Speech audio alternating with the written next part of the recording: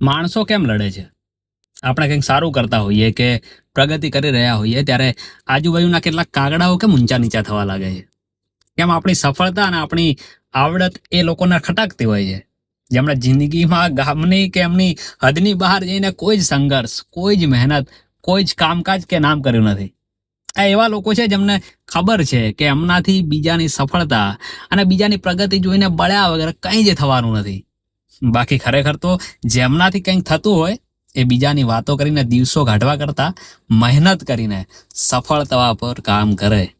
આવું ખાલી માણસોમાં નથી, ચિમ્પાન્જીઓમાં પણ છે. તાજેતરમાં વૈજ્ઞાનિકોએ 30 વર્ષની સતત દેખરેખ પછી આ ચિમ્પાન્જીઓની આખી ઘટના સાયન્સ જર્નલમાં જણાવી છે. યુગાન્ડાના નગોગો જંગલમાં 200 ચિમ્પાન્જીઓનું એક વિશાળ જૂથ 20 વર્ષ સુધી શાંતિથી રહેતું હતું. 2015માં તે 2 જૂથમાં વહેંચાઈ ગયું. 2018થી શરૂ થયેલા લોહિયાળ ગૃહયુદ્ધમાં એક જૂથે બીજા જૂથના 7 પુખ્ત નર અને 17 બચ્ચાઓને મારી નાખ્યા. વૈજ્ઞાનિકો કહે છે કે તેઓ બધા પોતાની સફળતાના શિકાર બન્યા. એક સમયે આ 200 ચિમ્પાન્જીઓ એકબીજા સાથે રમતા, સાથે શિકાર કરતા, સાથે બચ્ચાઓ પેદા કરતા અને પાડોશી જૂથો પર હુમલો કરીને પોતાનો વિસ્તાર વધારતા હતા. બધું શાંતિપૂર્ણ હતું, પરંતુ અચાનક 3 વર્ષમાં જ બધું બદલાઈ ગયું. જૂના મિત્રો હવે એકબીજાને મારવા લાગ્યા, નરોને માર્યા, પછી બાળકોને પણ ન છોડ્યા. અત્યાર સુધીમાં 24થી વધુ મોત થઈ ચૂક્યા છે. યુદ્ધ હજુ પણ ચાલુ છે. આ વાત માત્ર જંગલોના જાનવરો નથી, પરંતુ માનવીય ગૃહયુદ્ધોના મૂળને પણ સમજાવે છે. નગોગો વિસ્તારના આ ચિમ્પાન્જીઓ એટલા સફળ હતા કે તેમનું જૂથ સતત વધતું ગયું. ખોરાકની કોઈ અછત નહોતી. જંગલમાં ફળ ફૂલ પુષ્કળ હતા. છતાં 2015માં અચાનક 2 મોટા જૂથ બની ગયા, સેન્ટ્રલ અને વેસ્ટર્ન. પહેલા બંને જૂથ એકબીજાને મળતા ઝૂલતા હતા, પ્રજનન કરતા, પરંતુ જૂન 2015ના એક દિવસે સેન્ટ્રલ વાળા ચિમ્પાન્જીઓએ વેસ્ટર્ન વાળાને ભગાડી દીધા. ત્યાર પછી બંને જૂથો અલગ રહેવા લાગ્યા. 2014માં 5 મોટા નર ચિમ્પાન્જીઓ 1 મહિનામાં જ મરી ગયા, જેઓ જૂથ વચ્ચે શાંતિ જાળવી રાખતા હતા. તેમના જવાથી સંબંધો તૂટવા લાગ્યા. 2017માં તણાવ ચરમસીમાએ પહોંચ્યો.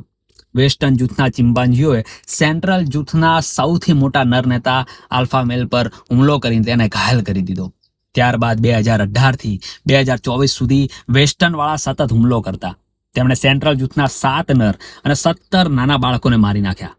સેન્ટ્રલ જૂથ સંખ્યામાં વધારે હતું, પરંતુ તેણે ક્યારેય બદલો ન લીધો. ખોરાકની અછત નહોતી, તો પછી યુદ્ધ કેમ થયું?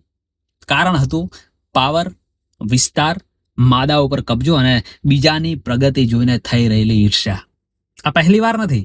1970ના દાયકામાં તાંઝાનિયાના ગોમ્બે જંગલમાં જેન ગુડોલે પણ આ જ જોયું હતું. એક મોટું જૂથ 2 ભાગમાં વહેંચાઈ ગયું અને 4 વર્ષ સુધી જંગ ચાલી. તે સમયે વૈજ્ઞાનિકોએ ચિમ્પાન્જીઓને કેળા ખવડાવ્યા હતા. તેથી કેટલાક લોકો કહેતા કે આ કુદરતી વર્તન નહોતું, પરંતુ નગોગોનો અભ્યાસ કોઈ પણ બહારની મદદ વગર થયો. બંને ઘટનાઓ એક જેવી છે: મોટા જૂથનું વિભાજન, જૂના મિત્રોનું દુશ્મન બનવું અને કોઈ પણ મોટા કારણ વગર રક્તપાત. આ ઘટના માત્ર ચિમ્પાન્જીઓની નથી, પણ માણસોની પણ છે. ચિમ્પાન્જી આપણા ડીએનએનો 98% હિસ્સો શેર કરે છે. તેઓ ધર્મ, ભાષા, રાજકારણ કે જાતિના નામે નથી લડતા, છતાં તેઓ ગૃહયુદ્ધ કરી લે છે. વૈજ્ઞાનિક રિચર્ડ રંગહમ કહે છે કે તમારે યુદ્ધ માટે કોઈ વિચારધારાની જરૂર નથી. આ આપણી જૈવિક પ્રકૃતિમાં છે. માણસોમાં ભાષા હોવાથી બદલો લેવાની યોજના બનાવી શકાય છે. તેથી આપણા યુદ્ધો વધુ લાંબા અને લોહિયાળ હોય છે, પરંતુ મૂળ એક જ છે: જૂથનું વિભાજન, પાવરની લડાઈ અને અમે વિરુદ્ધ તેઓનો ભાવ. આજે દુનિયામાં જ્યાં પણ ગૃહયુદ્ધો થઈ રહ્યા છે, ત્યાં ચિમ્પાન્જીઓની આ ઘટના આપણને યાદ અપાવે છે કે આપણે પણ આપણી સફળતાના શિકાર બની શકીએ છીએ. ચિમ્પાન્જી સિવાય આપણા અન્ય એક નજીકના સંબંધી છે, બોનોબો. તેઓ પણ જૂથમાં રહે છે, પરંતુ ક્યારેય આવા લોહિયાળ ગૃહયુદ્ધો નથી કરતા. તેઓ સહયોગ કરે છે, એકબીજાની મદદ કરે છે. વૈજ્ઞાનિકો કહે છે કે આપણો વિકાસ આપણને યુદ્ધ માટે મજબૂર નથી કરતો.